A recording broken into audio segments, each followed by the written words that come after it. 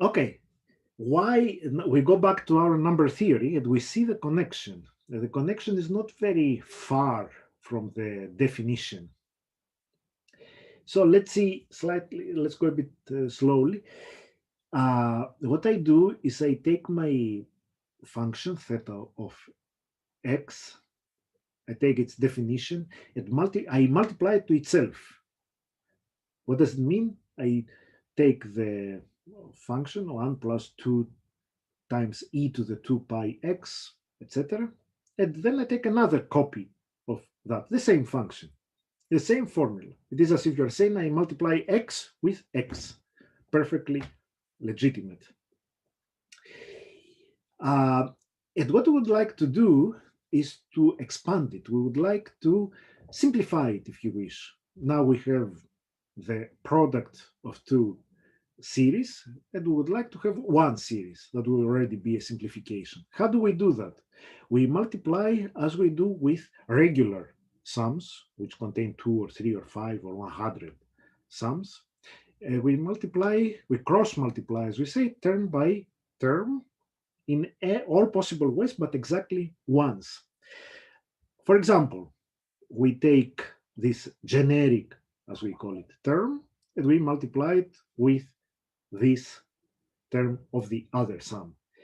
On purpose, I used a different letter, N and M, in order to distinguish what I do.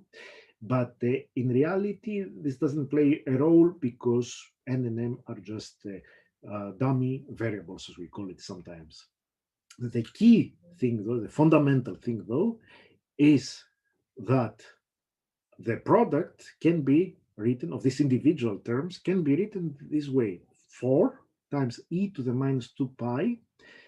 And here is the essence. This is something familiar. Now, this is sum of squares times x. But already we can see that something starts appearing in a way which relates to our number theory problem of finding sums of two squares.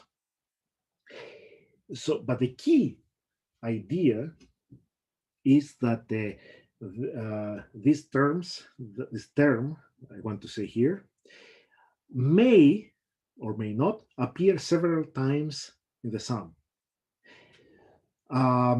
So it can appear as many times as m squared plus n squared equals a fixed number. It could be that there are more than, we saw that already, more than one pairs m and n, which give us the same number. We saw, for instance, and we'll see more examples, that 5 squared plus 0 squared give you 25, but also 3 squared plus 4 squared gives you 25.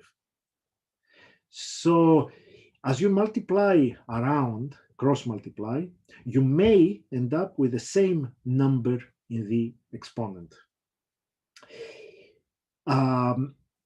To summarize, before I move on to something, to more concrete things, more concrete examples, I would like to say that we have seen the R sub 2 of L.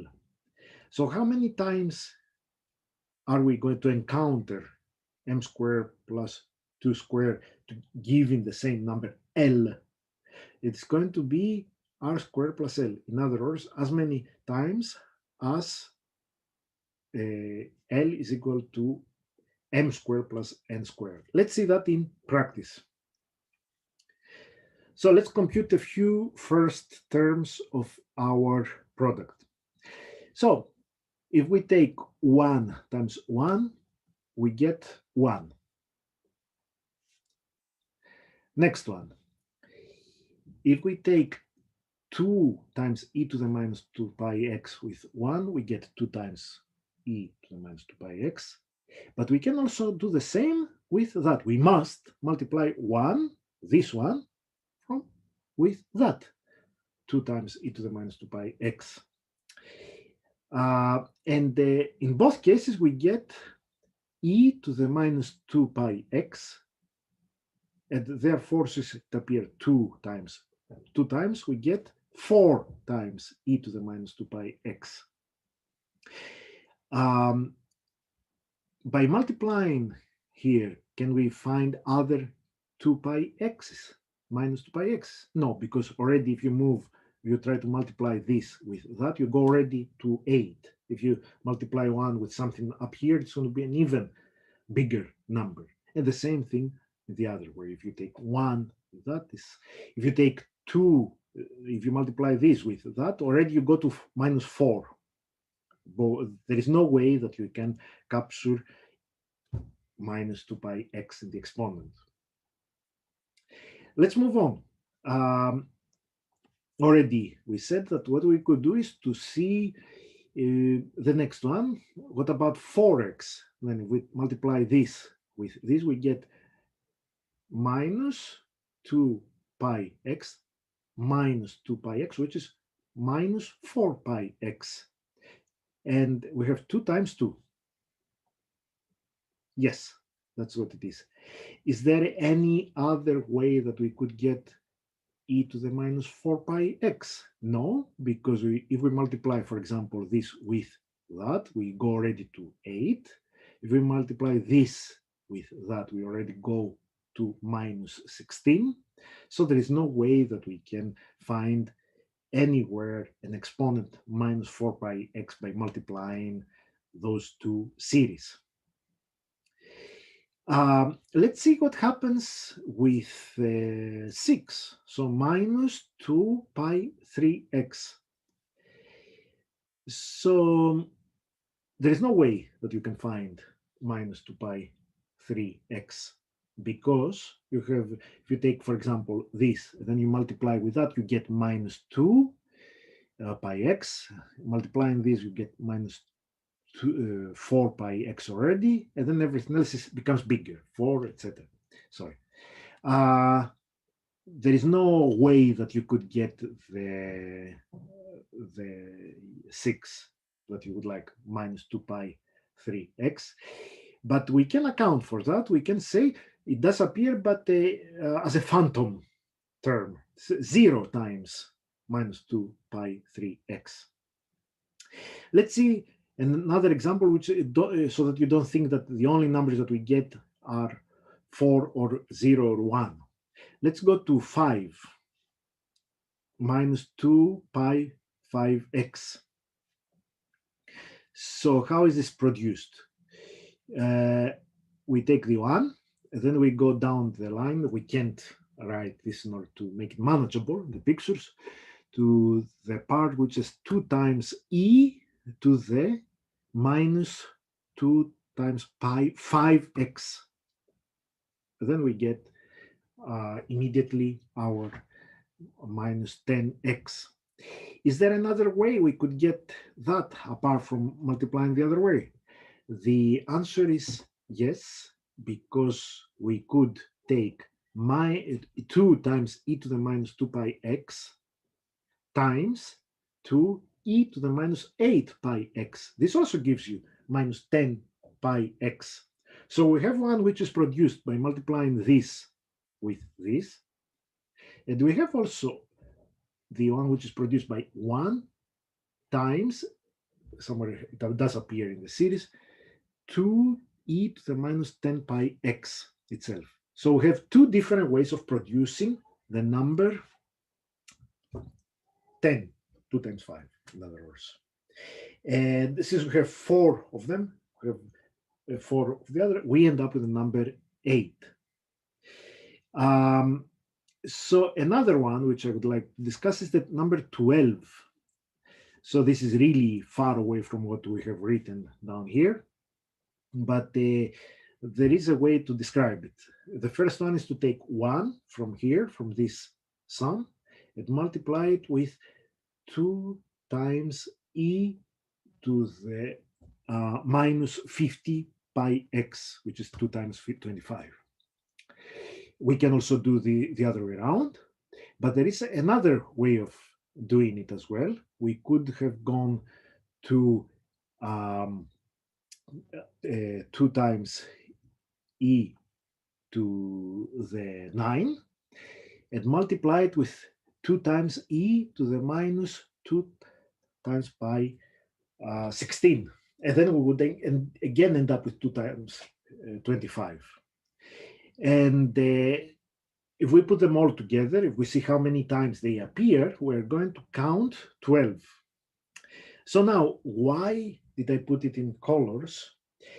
Because these were the numbers, as I said, R2 of 3, R2 of 9, R25, R2 of 25. So how does it work then? We say that the blue number, 2 times pi, the blue number, is going to give us R of this 3 is going to be equal to 0. Let's see if it agrees with what we had computed before when we gave the examples. Indeed, R2 of 3 is equal to 0. I would like to confirm also that R2 of 9 is equal to 4.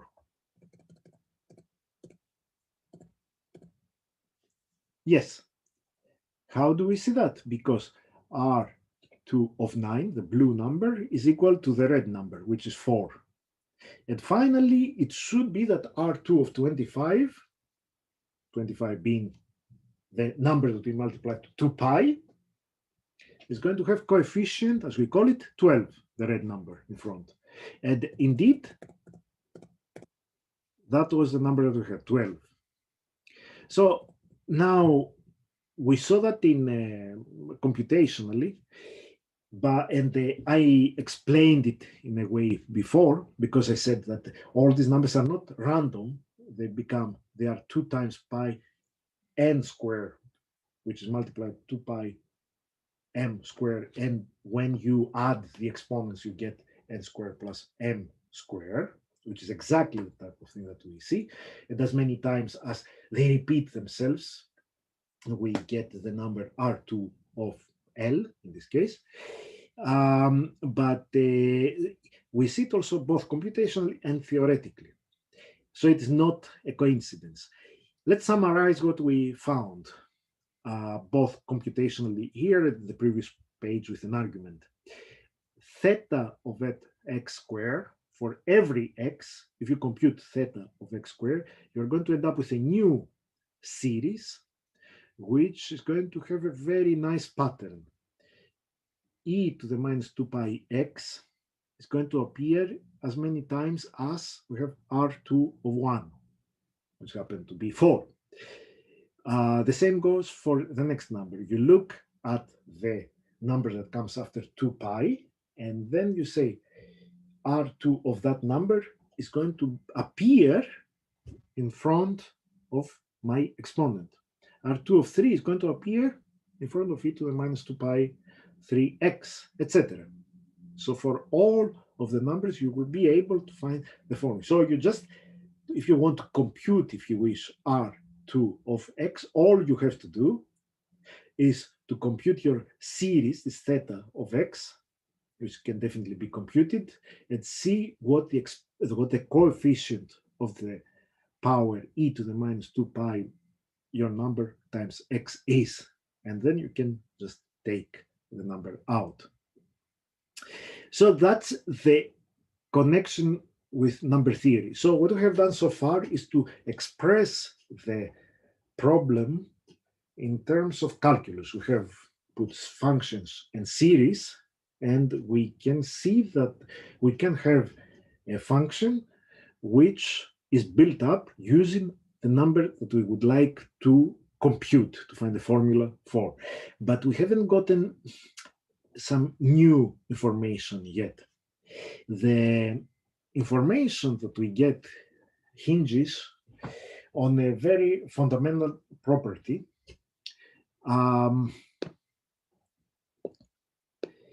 It will be called theorem, a difficult theorem to prove, but I call it property because we'll use it for something. So we have some identity.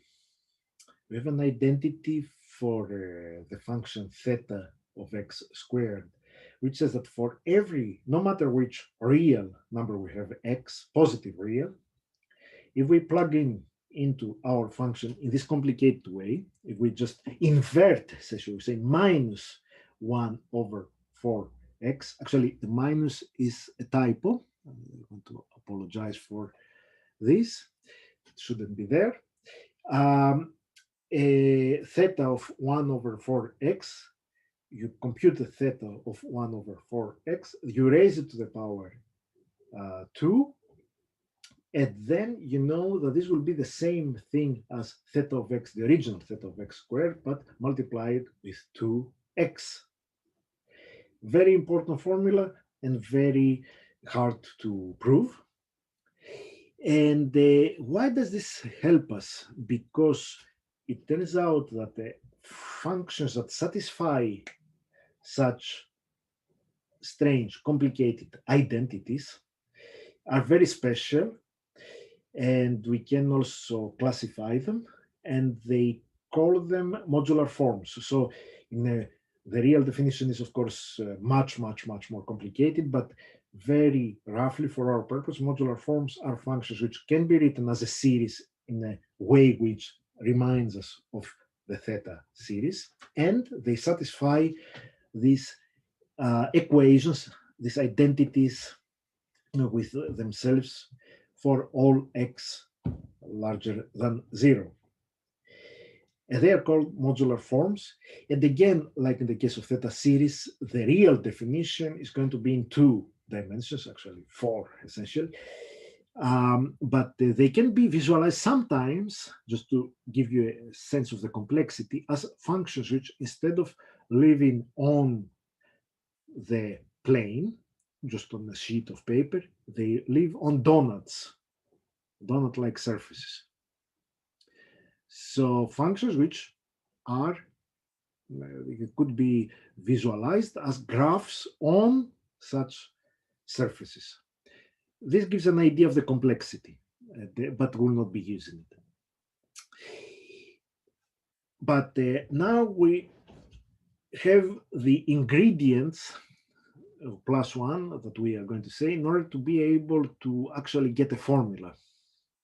So we saw an example of a modular form, which was Jacobi theta series. Now we see another name, Eisenstein.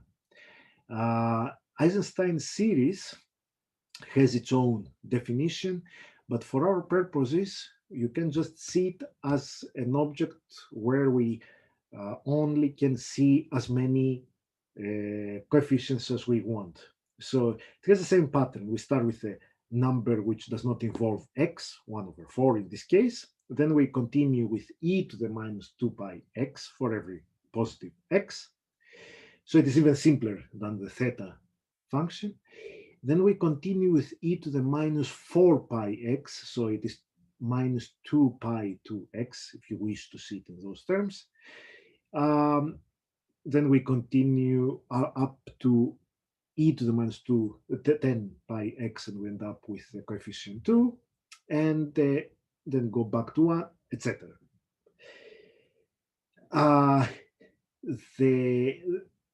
It turns out that actually the definition tells us, but we will not see the definition, but it is that the coefficient of this Eisenstein series has a very nice formula, which again comes from number theory. So coefficient, I mean the number right in front of this power, the coefficient of the power minus 2 pi nx, which I denote by s, is the following number. How do you get it? You look at all the positive odd divisors of your number, n, and for each of those positive odd divisors, you compute this simple number, which may be minus 1 or plus 1. And then you raise it to this power, and then you add them all together. So you add a bunch of plus and minus ones. And then the number that you get, which may be even 0, but it can also be very high, is going to appear in front of the power e to the minus 2 pi nx. Examples. So the coefficient of minus 4 pi x is minus 1 to the 1 minus 1 over 2. Why is that? Because we this e to the minus 4 pi x is equal to e to the minus 2 pi 2x. 2 is an even prime number, and therefore the only positive odd divisor of 2 is the number 1. So this sum collapses into a single number, minus 1 to the power 1, the d is 1, minus 1 over 2, which ends up being 1. And this explains why we see here simply 1. It appears only once. E to the minus 4 pi x appears only once. Let's see the one of minus 10. So let's go here. To compute the s, we have e to the minus 2 pi 5x. And this is equal to my e to the minus 10 pi x. And let's see the numbers 5. We want to look at the positive odd divisors of 5. There are only two, 1 and 5. So that's what we do. We first put it here, 1, minus 1 over 2, and we raise base minus 1, and we do the same thing for 5. D is equal to 5. In the first case, we get 1, and in the second case, we get 1 again. So we have 1 plus 1, which is equal to 2. And here it comes. That's correct. In the case of the numbers minus 18, and you will see why I picked 18, we have minus 2 pi times 9x. And then we have to look again at the positive odd divisors. There are 3, 1, 3, and 9. And we end up with 1 in this case because we have a cancellation. This is equal to minus 1. This is equal to plus 1. This is plus 1. So the minus 1 here is cancelled out with that. Then we end up with 1 copy of 1. So the coefficient down the line of this number is going to be 1. What about 50? 50 is 2 times 25. And we have again 3 positive odd divisors of 25, 1, 5, and 25. But now we will see if we make the computation that we end up with 1, 1, and 1, which means 3. So down the line here, we're going to see a 3 when the number e to the minus 50 pi x appears. These are some examples. An important property that we have, actually fundamental, it's not just important, it's fundamental, says that the modular forms of the type we consider, it's a very special type, happen to be all multiples of that special function that we called Eisenstein series, modular form that we called Eisenstein series. And that's our third and final property. So it says that if f is any modular form of the type we considered, like theta square, then there exists a real number, not a function, a number, fixed number, which has the property that for every real number x, we have f of x equal to a times the Eisenstein series. Another way of putting it is that if you divide f of x over e of x, you're going to end up always with the same number a, no matter what this number x is equal to. It's a constant. That's what the meaning of property 3 is. And as I said, our example of a modular form of that type, as we saw before, is theta of x squared. And the conclusion is what we get from property 3. Just read the property 3. There exists, once again, there exists an a fixed number, which is the property that for all x larger than 0, we have theta of x square is equal to a times e of x. So how can we use that in order to draw our conclusion? Now we're really close to our aim, which is to find a formula for R2 of n. We saw the formula, which I give it name 1. Theta of x squared is equal to a times e of x. But now I have formulas for theta of x squared. They may not be simple formulas, they're series, but they are formulas. And for e of x, I have theta of x is equal to an expression which involves R2 of n, and I have also e of x, which is equal to this function. We have a formula for. We substitute the last two formulas into one. And what do we end up with? We have in the left-hand side the theta square of x, theta of x squared. We saw that in the gray. In the right-hand side, we have a times the Eisenstein series. So I multiply a times each of the terms of my series, as I do in all sums, even if they are infinite. And now, that's the key thing, is that we should have the same coefficients for each of the same powers. So what we see in the left-hand side in front of e to the minus 2 pi x should appear also at the right-hand side in front of e to the minus 2 pi x. What we see in front of e to the minus 8 pi x in the left-hand side should coincide with what we see in front of e to the minus 8 pi x in the right-hand side. In particular, for the first term, which does not involve any power, we should have that 1 is equal to a times 1 over 4. That's a simple equation, linear equation. We see that a has only one option. It can be only 4. So, but now this 4, since we computed it, we can go back to the same equation and replace it back into our formula. And then, as I said, the same idea is that all the coefficients must follow the same pattern. What you see in front of minus pi e to the minus 6 pi x in here should appear in here as well. And since it does not appear, R2 of 3 must be equal to 0. So let's give some examples. R2 of 1 should be equal to a, but a is equal to 4, indeed, as we already saw before in our examples.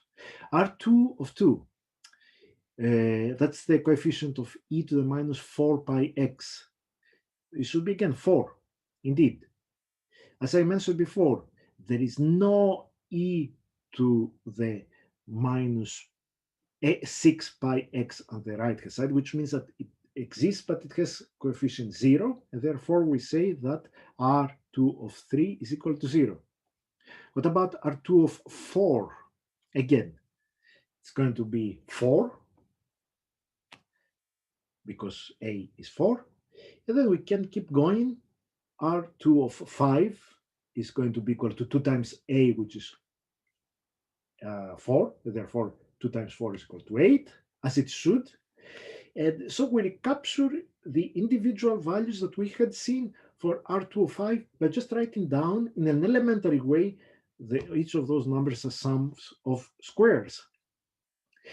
We can do better than that. We can have a general formula for R2 of n thanks to the property of Eisenstein series, which I mentioned before, nice formula, as I called it. So we have our formula, I just repeat it, but on the other hand, what we also know is that we have a formula for the general power of e to the minus 2 pi n x.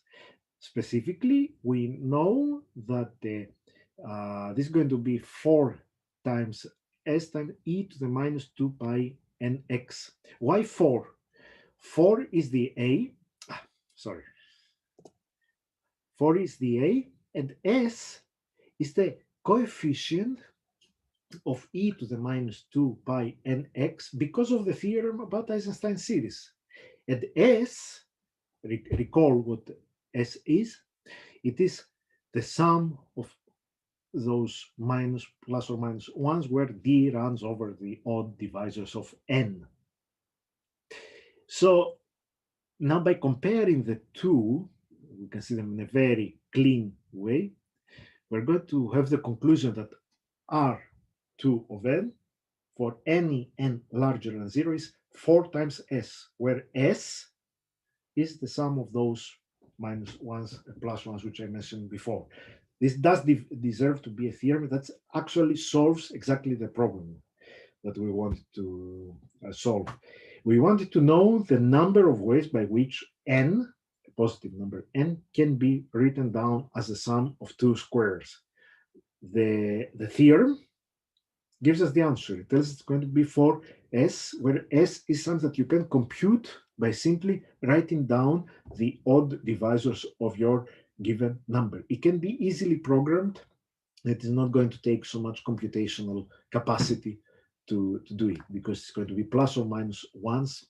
Divisors can be a bit time consuming, but it is a formula. Now, this one allows us to recapture the theorem by Fermat, which definitely he would never have thought of using these techniques which we discussed back then, because there were no functions. Jacobi was born, I think, 200 years after Fermat died. But he proved in different ways. But now we can capture it as a simple corollary. We can prove it even using the theorem. So here is the classical theorem. Let P be any prime number that we can write in the form 1 plus 4k. For example, 9. No, 9 is not prime, but 5, for instance. Or 13, 3 times 4 plus 1. Then P will be the sum of two squares.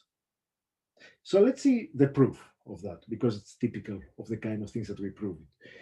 What does the theorem tell us in general? It's much more general. It tells us something about all n, even if they are not prime. But now we look at the specific n, which is equal to p, and even more specific. It is not any prime, but it's a prime which can be written in the form 1 plus 4k. Let's write down our formula. We know that the R2 of p is equal to 4 times s. S, in our case, is going to be the sum of the power minus 1, etc., where d takes values over the odd divisors of p.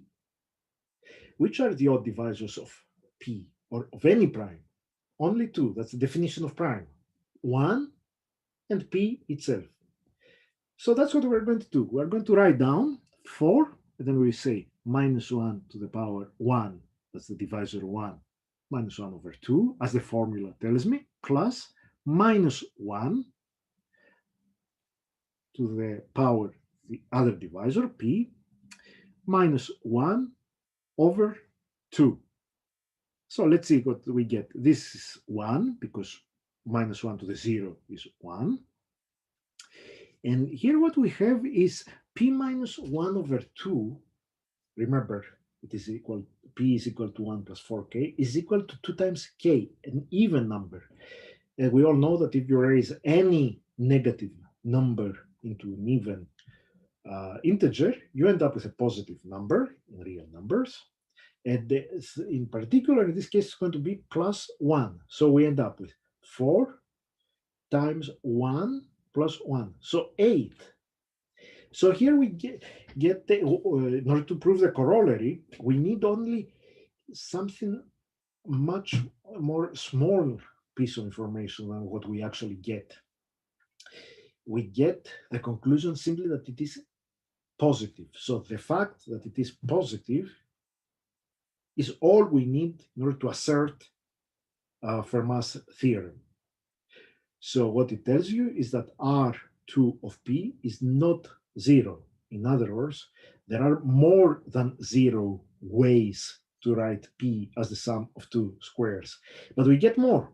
We get the conclusion that it's going to be exactly 8. We don't care about that, though. Fermat would not care about that.